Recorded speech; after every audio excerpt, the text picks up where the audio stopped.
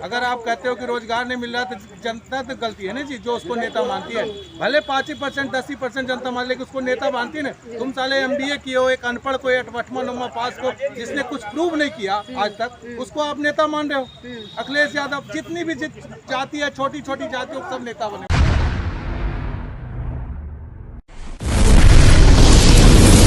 जैसे कि हम लोग बचपन में पढ़े थे, आज भी वही स्थिति है। जनसंख्या और दूसरा सबसे बड़ा कारण है जातिवाद। ये जितनी भी समस्या किसकी देन है? जातिवाद की। आज तेजस्वी यादव नेता है, क्यों है?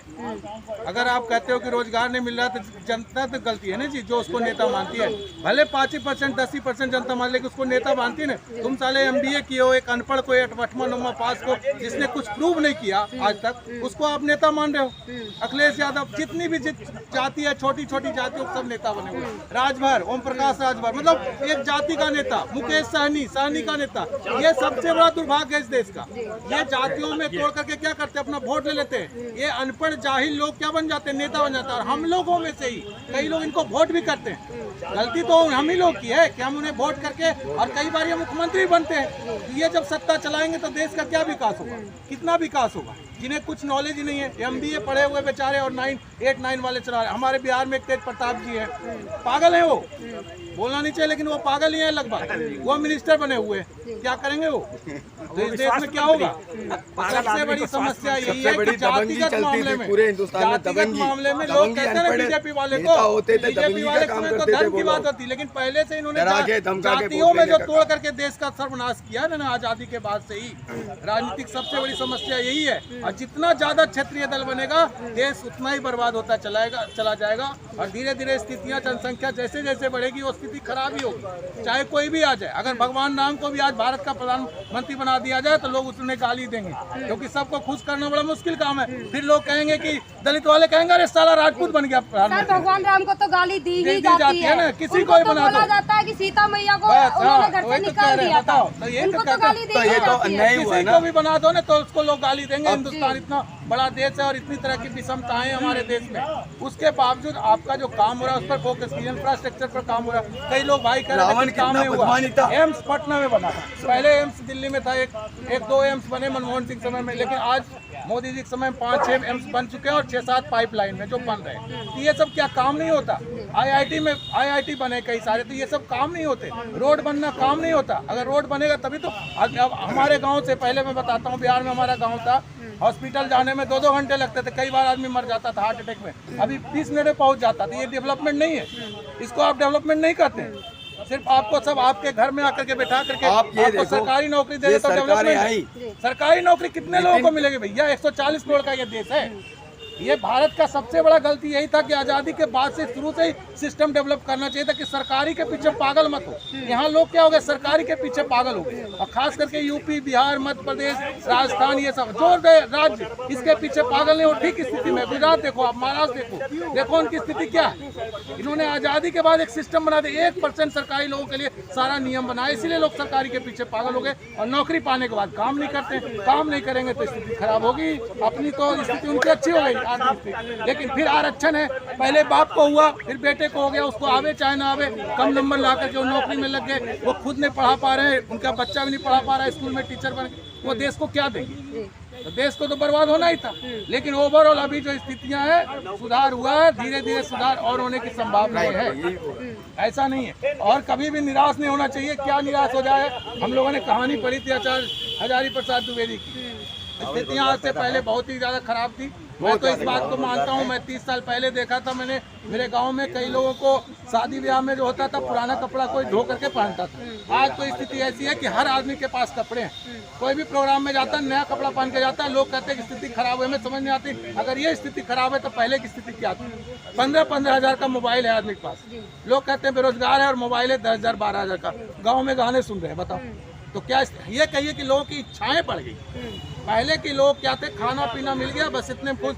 कपड़ा गंदा संदा है कोई मतलब। आज क्या हर आदमी चाहता है कि हम कार में चले। चाहना गलत नहीं है, सही बात है, उनकी सोच होनी चाहिए। तो लोगों की इच्छाएं बढ़ गई, लेकिन बेरोजगारी होने के बावजूद भी आर्थिक स्थिति अच्छी है।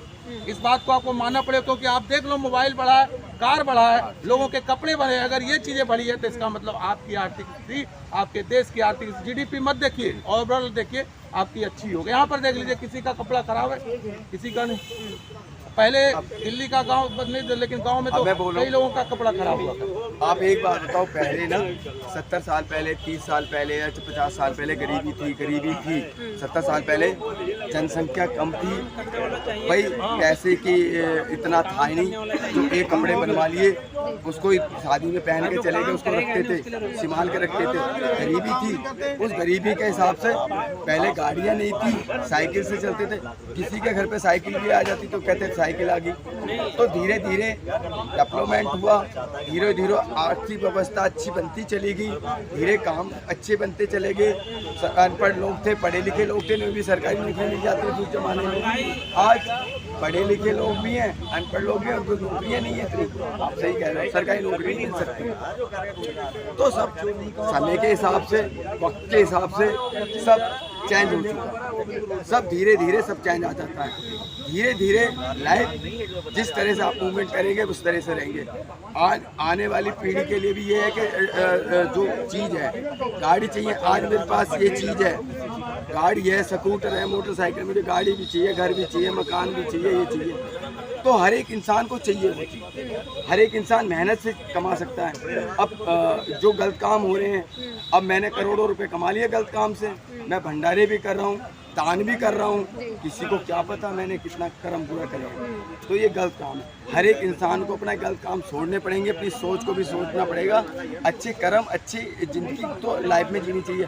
जैसे संस्कार हम अपने बच्चों को देंगे तो वैसे ही बनते चले जाएंगे, तो उनके लिए भी गलत है। अच्छी सोच, अच्छी भावना से हर एक इंसान को जीना चाहिए। ये तरीका मेरा भी है, सभी लोगों का अच्छा तरीका। जो अच्छे इंसान है वो किसी की चोरी करके भी नहीं लाएंगे, वो मेहनत करके। आप भी मेहनत, आप सुबह से निकलते मेहनत करते हो, करते मेहनत करते हो, बच्चों के लिए तो करते, अपने लिए करते हो, निकलते मेहनत करते हो ना। आप भी ये नहीं चाहते मैं किसी की चोरी करूँगा, चपारी करके मैं अपने बच्चों को खिलाऊँ।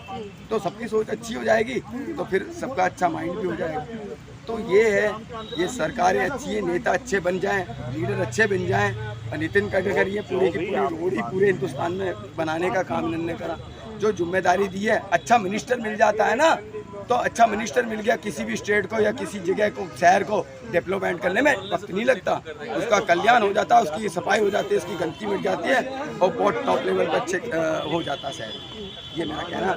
सबसे भी, आपसे भी, मीडिया को मैं धन्यवाद करता हूँ। धन्यवाद आपका दोनों का। ठीक है बेटा, जी जी, यस। ये कब आएगा आपका? मेरे ख्याल से मोदी जी। क्यों बनेंगे मोदी जी?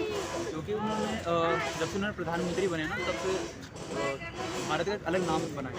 दुनिया में लोग जानते हैं भारत को। और भारत जैसे इकोनॉमी रेट बढ़ा है, हाईली बढ़ा है, तो इतना मेरे को लगता नहीं कि पिछले 5 ईयर में कभी हुआ है ऐसा। तो एक ये भी रीज़न है। पर विपक्ष का कहना, मोदी जी तो कुछ कर ही नहीं रहे, बस बार बार की यात्रा घूम रहे हैं। हर पार्टी में विपक्ष तो होता ही है, उसको भी सीट चाहिए, तो वो तो विपक्ष में ही बोलेगा। लेकिन जहाँ तक मेरे को पता है, एज अ कंट्री में जो पीपल है उसकी तरफ से कि मोदी जी काफ़ी कुछ किया देश को। महंगाई, बेरोजगारी के बारे में कुछ नहीं कहना। बेरोजगारी तो है, लोग तो होती है हर देश में, लेकिन उसके लिए कई प्रयास भी किए गए, कई योजनाएं भी उन्होंने चलाई है।